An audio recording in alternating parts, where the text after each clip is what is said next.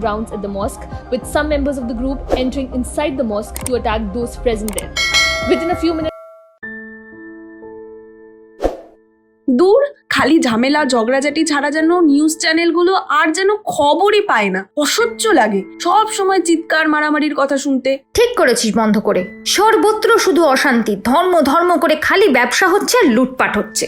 যা বলেছিস, রিসেন্টলি ইন্টারনেটে দেখছিলাম ভারতে মেইনলি 5টা ধর্ম আছে। ধর্ম ধর্ম এসব ভোগাস, এসব শুধু মানুষকে বিভাজন করা আর সমাজকে দুর্বল করার চালাকি। কিসের ধর্ম বলতো? তোর ধর্ম কি? আমি হিন্দু। এটাই তো খেলা বন্ধু। তুই ভারতের যত প্রাচীন ধর্মগ্রন্থ আছে দেখ, সেখানে হিন্দু বলে কোনো শব্দই খুঁজে পাবি না। আর শুধু হিন্দু নয়, তুই এই যে 5টা মেইন ধর্ম বলছিলিস না, তাদের কারোর কোনো অস্তিত্ব পাবি না। এই হিন্দুইজম এসব শব্দগুলো না ভারতের কোনো অ্যানশিয়েন্ট স্ক্রিপচার্স অর্থাৎ প্রাচীন ধর্মগ্রন্থে নেই। আচ্ছা তুই জানিস হিন্দু কি? না। হিন্দু মানে সিন্ধু। মানে সিন্ধু নদী? আজ্ঞে সিস্টার। মানে সিন্ধু কি করে হিন্দু হলো? কেন? বর্তমানে বাবা যেভাবে ড্যাড, সেভাবে মা যেভাবে মম, মাম্মা থেকে মাম্মি হয়ে গেছে সেভাবে। এগুলো তো খানিকটা আদিক্ষেতা, কিছুটা সাহেব মেম সাহেব হওয়ার বাসনা থেকে। বর্তমান ভারতের উত্তর পশ্চিম দিক থেকে যারা ভারতকে চিহ্নিত করেছিল তাদের না সয়ের দোষ ছিল বেশ খানিকটা, জানিস? মানে? আরে শোন না, ওদের জিভগুলো মোটা ছিল, ওরা স উচ্চারণ করতে পারতো না, শকে হ বলতো, আর সেই থেকে সিন্ধু হয়ে গেল হিন্দু। আর আমাদের চিরকালই সাদা চামড়ার মানুষদের ওপর প্রেম প্রীতি ভালোবাসা একটু বেশি। সাদা চামড়া দেখে আমাদের পূর্বপুরুষেরা একেবারে গোলে গদগদ হয়ে গেল। ব্যাস সেই দিন থেকেই 9000 বছরের প্রাচীন আমাদের সিন্ধু সভ্যতা অপভ্রংশ হয়ে গেল হিন্দু। পরি, থ্যাংক ইউ নিজের ধর্ম সম্পর্কে যে ভুল ধারণা ছিল সেটা ক্লিয়ার করে দেওয়ার জন্য। আজ সেই হিন্দু থেকে হিন্দুইজম, তার আবার আরো কত কিছু। বর্তমানে তো হিন্দুকে গেরুয়া জামা কাপড় পরিয়ে তারও আবার কত নতুন নামকরণ হয়ে গেছে, ভাবা যায়। পরি, তবে আমাদের ধর্ম কি? এই ঘোর অধর্মের বাজারে নিজের গায়ে কোনো একটা কালারের কাপড় জড়িয়ে নিলেই সেটা হয়ে গেল তোর ধর্ম। মানে লাল বা গেরুয়ার সাথে একটা অঙ্গ স্বস্তিক চিহ্ন, তুই হিন্দু। সবুজ সাথে একটি চাঁদ, তুই ইসলাম। সাদা ও যোগ চিহ্ন, তুই খ্রিস্টান। ব্লা ব্লা ব্লা ব্লা ব্লা। ঠিকই, খাওয়া দাওয়া, পোশাক আশাক, চেহারা দিয়েই তো ধর্ম বোঝা যায় পরি। তাছাড়া আর কিভাবে ধর্ম বোঝা যাবে? আচ্ছা পারো একটা উত্তর দে তো, এই ধর্ম, ধর্মের বিধান এসব কাদের জন্য? আমাদের জন্য, মানে মানুষের জন্য। রাইট, এইসব বিধান মানুষের মঙ্গলের জন্য। এবার বলতো, কেউ বলছে মূর্তি পুজো করো, তো একদল বলছে মূর্তি পুজোর বিরুদ্ধে। একদল বলছে সূর্যকে পুজো করো, তো একদল বলছে চাঁদকে। একদল বলছে মদ্যপান পাপ, আবার আরেক দল তাদের আরাধ্য দেবতাকে শ্যাম্পেন দিচ্ছে। একদল বলছে আমার ধর্মে সূর্যাস্ত হওয়ার আগে খেয়ে নাও, আরেক দল বলছে সূর্যাস্তের পর রোজা ভাঙো। কেউ বলছে জুতো খুলে আরাধ্য দেবতার কাছে যাও, তো কেউ বলছে জুতো পরে যাও। আরো বলবো, একদল বলছে উত্তর পূর্ব দিকে মুখ করে আরাধনা করো, তো আরেক দল বলছে পশ্চিম দিকে মুখ করে আরাধনা করা। পরি, আই এম টোটালি কনফিউজড। এর জন্যই ধর্মের দলাদলি চলছে।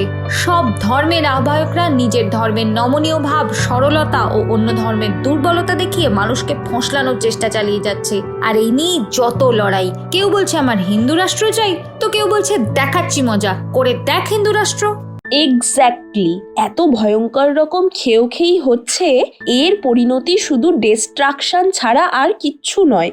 মানুষের জীবনে বিভিন্ন রকমের সমস্যা রে, আর তার থেকে নিস্তার পাওয়ার জন্য মানুষ যখন প্রতিনিয়ত লড়াই করছে, এইসব ধর্মীয় নেতারা বিভিন্ন প্রলোভন, সুযোগ সুবিধা এসব দেখিয়ে নিজের দল ভারী করার চেষ্টা করে চলছে। কেউ কেউ তো আবার চমৎকারী বাবা হয়ে যাচ্ছে, বলছে ভগবানের সাথে নাকি তার ডিরেক্ট কথা হয়, উনি আমায় সব বলে দেন আর আমি মানুষের মধ্যে থেকে ভূত তাড়াই, সমস্যার হাল করে দিই। আবার কেউ বলছে আমার ধর্মে এলেই স্বাধীন জীবনযাপন, যা ইচ্ছে আহার করো, ভোগ বিলাস ইত্যাদি, যা খুশি। তাই ইদানিং দেখছি এক বাবা টিভিতে খুব ফেমাস হয়েছেন, হনুমানজির সাথে ওনার ডাইরেক্ট কন্ট্যাক্ট। কি জানি বাবা, আমি নগণ্য জীব, আমি কি আর বুঝবো। যাই হোক, তুই ধর্ম ব্যাপারটা একটু ক্লিয়ার কর।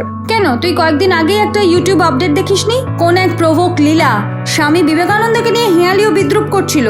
এই প্রভু কি নয়, অমোঘনাথ এরকম কিছু একটা নাম হবে।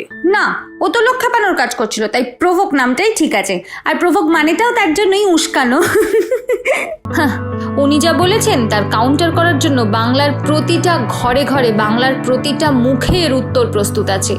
উনি যা বলেছেন তা তো জুভিনাইল স্টেটমেন্ট বা শিশুসুলভ বক্তব্য বললেও ভুল বলা হবে, কারণ বাংলার শিশুরা পর্যন্ত স্বামীজি সম্পর্কে জানে। আর উনি একটা ধর্ম প্রতিষ্ঠানের বিশেষ পদাধিকারী হয়েও স্বামীজির বক্তব্যের অন্তর্নিহিত অর্থ বুঝতে পারলেন না, এটা হতে পারে কখনো?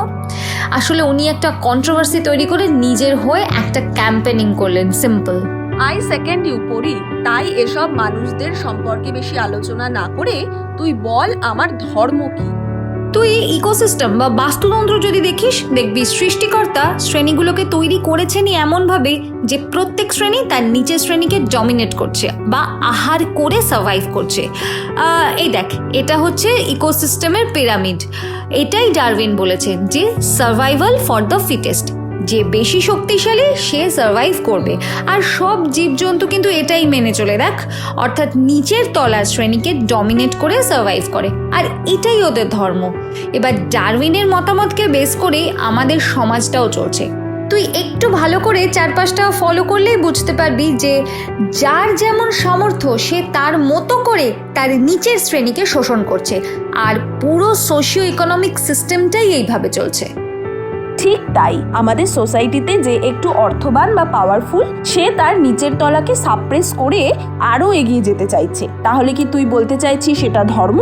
এটা যদি ধর্ম হতো তাহলে তো সব ঠিকই চলছে, পারো, আমাদের তো তাহলে আলোচনার দরকারই হতো না। তাহলে তুই কি বলতে চাইছিস ডারউইন রং? কিন্তু তা যদি হয় তাহলে তো বাস্তুতন্ত্রই ভেঙে যাবে। পারো, জানোয়ারদের জন্য শারীরিক শক্তি প্রাধান্য পায়, তাই Darwin to some extent correct, but মানুষ টপ অফ দ্য পিরামিড। কেন জানিস? কেন? মানুষকে সৃষ্টিকর্তা বিবেক বলে একটা বস্তু দিয়েছেন, যা দিয়ে মানুষ বিবেচনা করতে পারে। মানুষকে সৃষ্টিকর্তা দুটো চয়েস দিয়েছেন। এক, জানোয়ারদের বাদশা বেগম হতে পারো নিজের সর্বোচ্চ সামর্থ্যের প্রদর্শন করে, তোমার তলার শ্রেণীকে দমন করে। আর একটা চয়েস? আর একটা চয়েস হলো মহান হতে পারো নিজের বিবেককে সঠিক প্রয়োগ করে। ঠিক বুঝলাম না। তুই দেখ, জানোয়ারদের মধ্যে যে শারীরিকভাবে যত অন্যের ক্ষতি করতে পারবে সে তত মহান, কিন্তু মানুষের ক্ষেত্রে তা নয়। মানুষের ক্ষেত্রে যে যত আত্মত্যাগ করতে পারবে সে তত মহান। কি সুন্দর বললি, পশুদের মধ্যে যে অন্যদের যত ক্ষতি করতে পারে সে মহান, আর মানুষের মধ্যে দুটো চয়েস, এক জানোয়ার হওয়ার আর একটা আদর্শ মানুষ হওয়ার। যে যত আত্মত্যাগ করতে পারবে তত মহান। হ্যাঁ, তুই ইতিহাস দেখ না। আচ্ছা, তুই শ্রীরামচন্দ্রকে পুরুষোত্তম বলিস কেন? ওনার ত্যাগের জন্য। উনি নিজের রাজ সিংহাসন ত্যাগ করেছিলেন বাবার কথায়, এমনকি স্ত্রীকে ত্যাগ করেছিলেন প্রজাদের কথায়। হ্যাঁ, এটা নিয়ে বিতর্ক হতে পারে, বাট এটা আত্মত্যাগ যা ওনাকে মহান করেছে। তুই বুদ্ধদেবকে দেখ, এক রাজপুত্র হয়ে সে ভিক্ষুক সন্ন্যাসী হয়ে গেল, এখানেও আত্মত্যাগের কথা। শ্রীরামকৃষ্ণ, ওনার তো 16 আনাই ত্যাগ, ওনার সম্পর্কে আর কি বলবো। ওনার আত্মত্যাগ নিয়ে ঝুড়ি ঝুড়ি লেখা আছে। তোকে একটা ঘটনা বলি, একটা গল্প।